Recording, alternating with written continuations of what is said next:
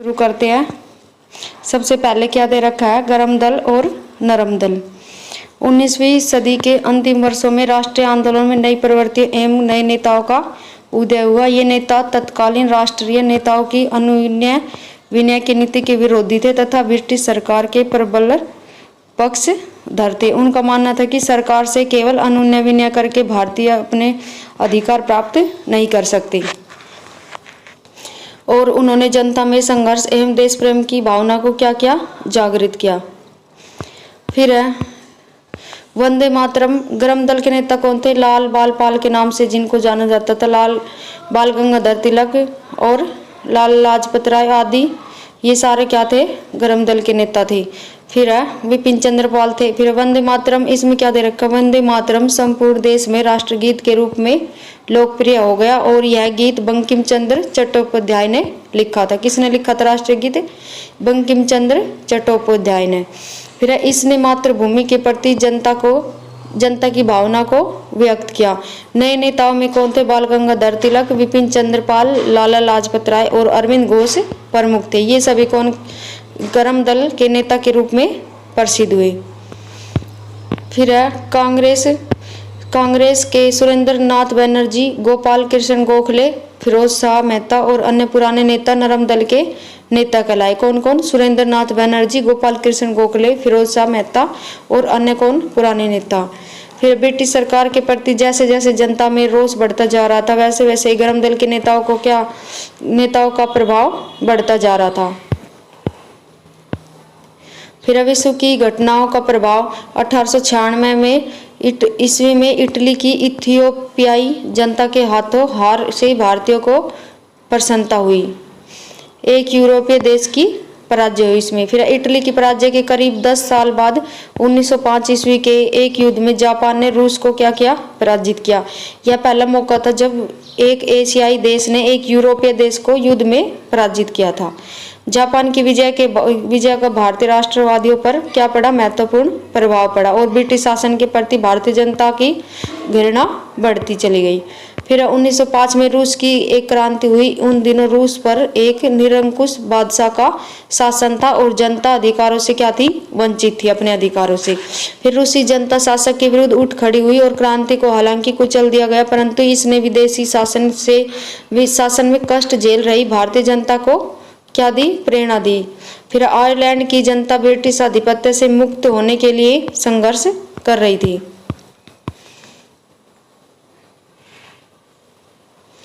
फिर ब्रिटिश प्रशासन के अनुसार इतने बड़े प्रांत के प्रशासन को संभालना कठिन है, इसलिए इसका क्या विभाजन आवश्यक है। बंगाल का विभाजन कब हुआ था? 1905 में। फिर बंगाल में राष्ट्रीय आंदोलन क्या था, बहुत मजबूत था। ब्रिटिश शासकों का मानना था कि प्रांत का विभाजन करके वे इस आंदोलन को कमजोर बनाने में क्या हो जाएंगे, सफल हो जाएंगे। फिर बंगाल विभाजन दे रखा है यहाँ पे, कब हुआ? 1905 में। पश्चिमी बंगाल 2 भागों में बांट दिया और पूर्वी बंगाल। पश्चिमी बंगाल में क्या था, बंगाल, बिहार, उड़ीसा और हिंदू जनसंख्या बाहुल्य क्षेत्र जिसमें हिंदू जनसंख्या ज्यादा थी। और इसमें क्या था, पूर्वी बंगाल और असम जिसमें क्या था, मुस्लिम जनसंख्या ज्यादा थी। ये दे रखे हैं मैप में, हिंदू जनसंख्या बाहुल्य क्षेत्र कलकत्ता और ढाका इधर, मुस्लिम जनसंख्या। फिर अंग्रेजों का दूसरा उद्देश्य क्या, हिंदू और मुस्लिमों में फूट पैदा करना और वे कहने लगे कि नए प्रांत में मुसलमानों का बहुमत होगा, इसलिए यह उनके हित में होगा। अंग्रेजों का विचार था कि इस तरह से वे मुसलमानों को राष्ट्रीय आंदोलन से अलग करने में सफल होंगे। फिर 20 जुलाई 1905 को बंगाल विभाजन के निर्णय की क्या की गई, घोषणा की और जिसका परिणाम क्या हुआ, 7 अगस्त 1905 को कलकत्ता के टाउन हॉल में स्वदेशी आंदोलन आरंभ हुआ और इसी बैठक में ऐतिहासिक बहिष्कार प्रस्ताव स्वीकार हुआ। फिर 16 अक्टूबर 1905 में करजन की घोषणा के साथ ही बंगाल का क्या हो गया, विभाजन प्रभावी हो गया और इसके विरोध में हुए आंदोलन को बंग विरोधी आंदोलन के नाम से जाना जाता है। किसके नाम से? बंग विरोधी आंदोलन।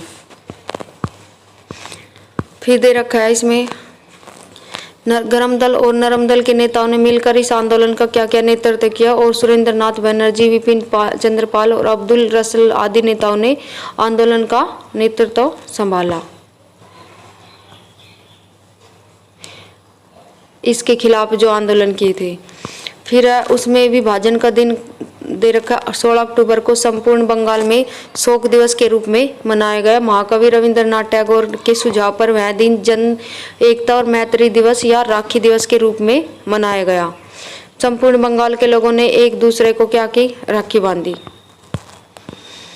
फिर बंगाल के विभाजन को समाप्त करने के लिए आरंभ किए गए आंदोलन के दौरान संघर्ष के नए तरीके अपनाए गए। उन तरीकों में स्वदेशी और बहिष्कार प्रमुख थे। राष्ट्रीय आंदोलन के लक्ष्य भी पहले की अपेक्षा क्या हो गए, अधिक क्रांतिकारी हो गए।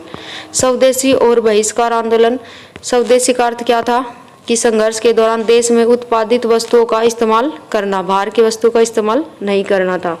स्वदेशी अपनाने से भारतीय उद्योगों को बढ़ावा मिलता तथा राष्ट्र मजबूत बनता।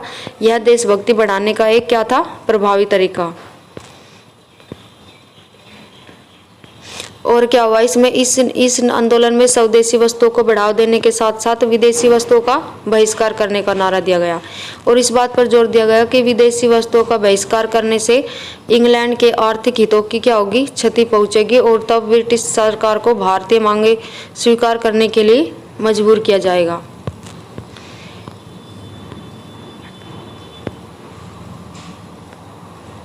ब्रिटिश कपड़े, चीनी तथा अन्य वस्तुओं का बहिष्कार किया गया। लोग समूह बनाकर दुकानों पर जाते और दुकानों से स्वदेशी विदेशी सामान न बेचने का अनुरोध करते। वे दुकान के बाहर खड़े रहकर ग्राहकों से विदेशी सामान न खरीदने का आग्रह करते। और स्कूल कॉलेजों के विद्यार्थियों ने भी महत्वपूर्ण भूमिका अदा की थी इस आंदोलन में।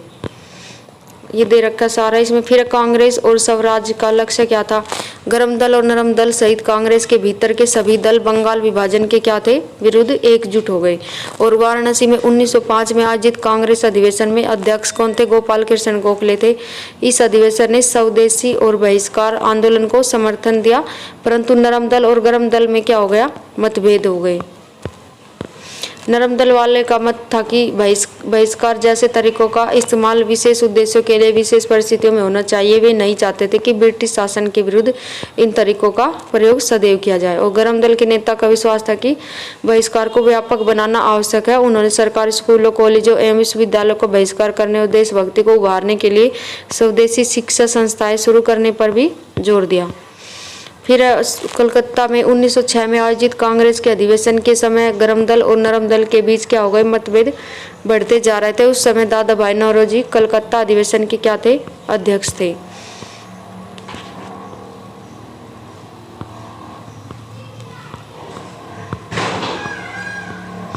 फिर विदेशों में क्रांतिकारी संगठन बने।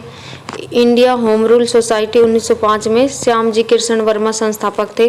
फिर इंडिया इंडिपेंडेंस लीग 1907 में तारकनाथ दास और गदर पार्टी के कौन थे, 1913 में स्थापना हुई। लाला हरदयाल, रामचंद्र बरकतुल्ला, सोहन सिंह भाकना। फिर हिंद एसोसिएशन में 1913 ईस्वी में स्थापना हुई, Sohan Singh Bhakna. Indian independence league 1915 ईस्वी में राजा महेंद्र प्रताप। फिर है आज़ाद हिंद फौज 1942 में कौन थे इसके, वो मोहन सिंह। और फिर इंडिया इंडिपेंडेंस लीग 1942 में रास Bihari Bose. Paris Indian society 1905 में मैडम भिखाई जी कामा। फिर प्रथम विश्व युद्ध 1914 से 1919 ईस्वी। विरोधी शक्तियाँ दो गुटों में विभाजित हुई। कौन से में, प्रथम गुट थी जर्मनी, ऑस्ट्रिया, इटली और तुर्की।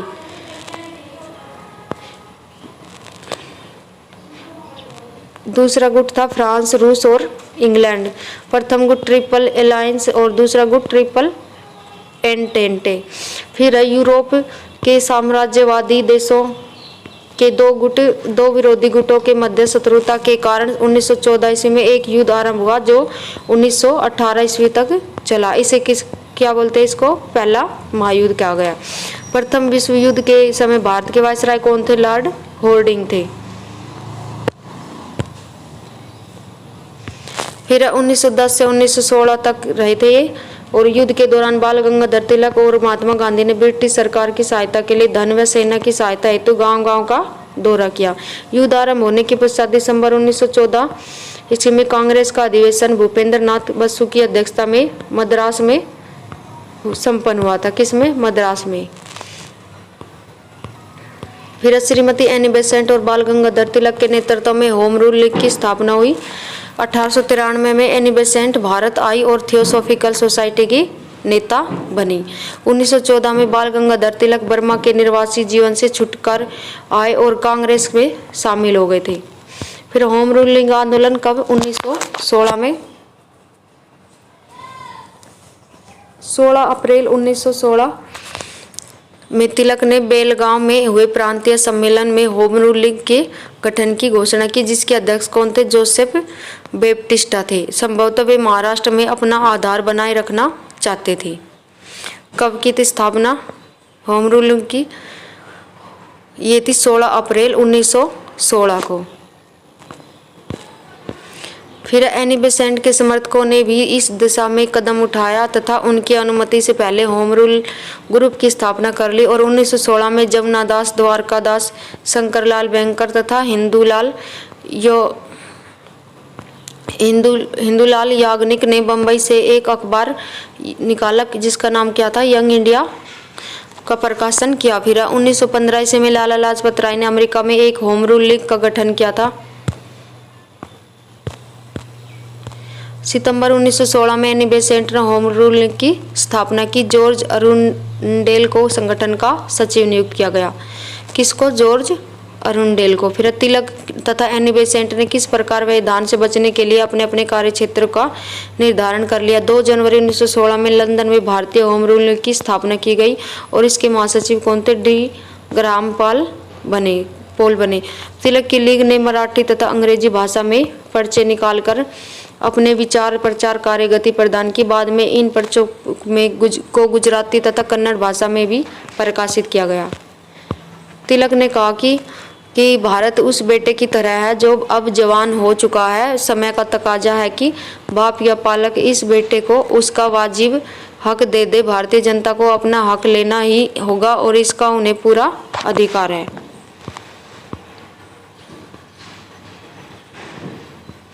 तिलक ने किस किस में उसमें मांग की थी भाषा में? मराठी, तेलुगु और कन्नड़ भाषा में।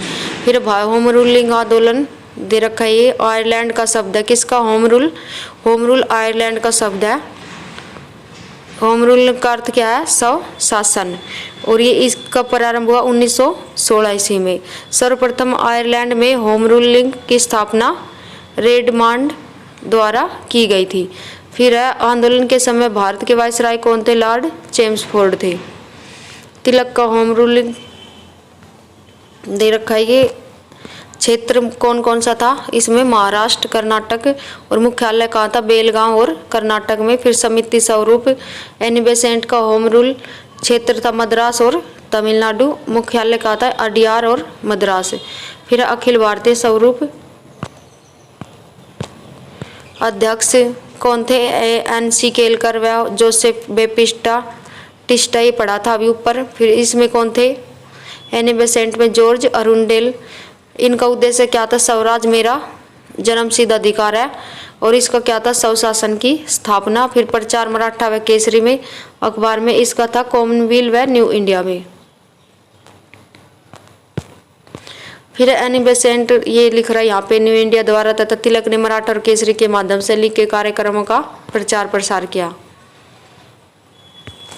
फिर तिलक की लीग पर किए गए मुकदमे की पैरवी मोहम्मद अली जिन्ना के नेतृत्व में की गई और तिलक के साथ एन.सी. केलकर भी शामिल थे। कौन थे? एन.सी. केलकर। होम रूल आंदोलन के में शामिल होने वाले अन्य प्रमुख नेता कौन थे? चित्तरंजन दास और मोतीलाल नेहरू थे। एनी बेसेंट के लीग के साथ कौन थे? George Arundale, C P. Ramaswamy Iyer, B P. Wadia, Motilal Nehru, Tej Bahadur Sapru, Madan Mohan Malaviya आदि थे। कालांतर में पंडित जवाहरलाल नेहरू तथा वी चक्रवर्ती तथा जे बनर्जी भी इसमें शामिल हो गए थे बाद में।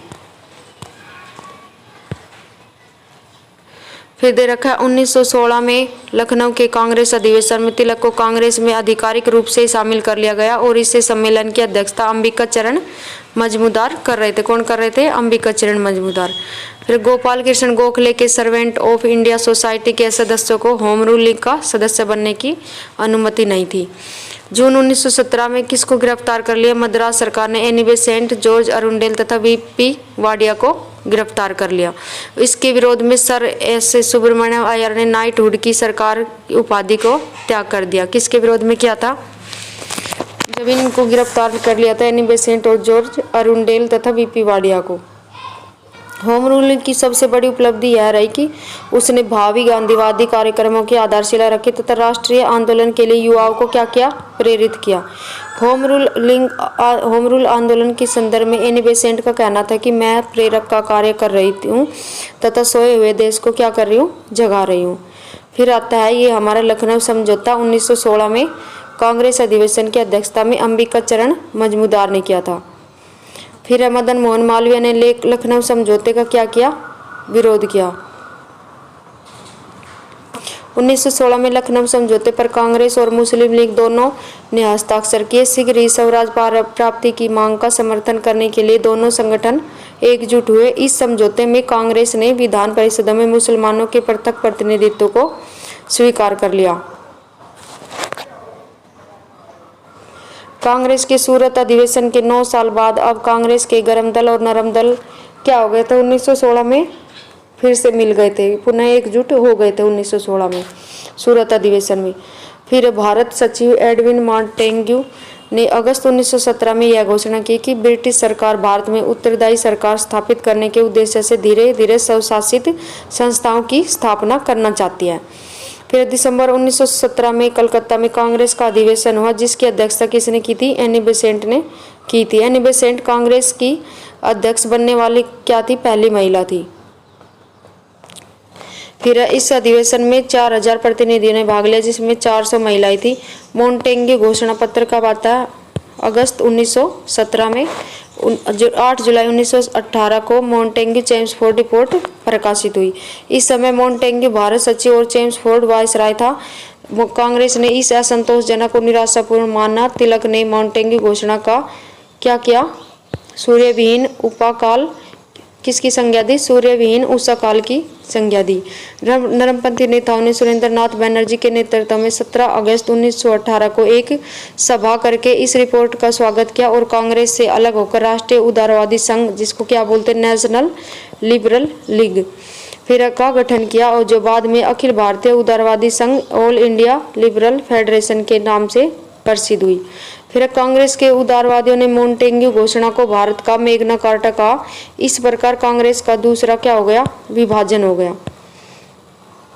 इस रिपोर्ट में उन सुधारों की बात की गई थी कि जिन्हें ब्रिटिश सरकार भारत में लागू करना चाहती थी। मॉन्टेग्यू चेम्सफोर्ड रिपोर्ट के प्रकाशन के बाद एक और रिपोर्ट प्रकाशित हुई। यह युद्ध के दौरान भारतीयों की सरकार विरोधी गतिविधियों की जांच करने के लिए स्थापित रोल्ट कमीशन की रिपोर्ट थी। रोल्ट कमीशन की रिपोर्ट में दमन के नए तरीके सुझाए गए। इस रिपोर्ट पर आधारित कानून ने देश के राजनीतिक स्थिति को पूरी तरह से बदल दिया। फिर मॉन्टेग्यू चेम्सफोर्ड सुधार 1919, इसे भारत शासन अधिनियम के नाम से भी जाना जाता है। किसको? मॉन्टेग्यू चेम्सफोर्ड को, सुधार को। फिर इसके अंतर्गत प्रांतीय विधायी परिषदों का आकार बढ़ा दिया गया तथा यह निश्चित किया गया कि उनके अधिकांश सदस्य चुनाव जीत कर आएंगे। प्रांतों में पहली बार द्वैध शासन प्रणाली को प्रारंभ किया गया और जिसके जन्मदाता कौन थे? लियोनिस कर्टिस थे। फिर 1919 में की अधिनियम की सर्वाधिक महत्वपूर्ण विशेषता प्रांतों में द्वैध शासन प्रणाली थी। द्वैध शासन प्रणाली में क्या था कि मतलब इसको 2 भागों में उसमें बांट दिया गया था। फिर इसके अंतर्गत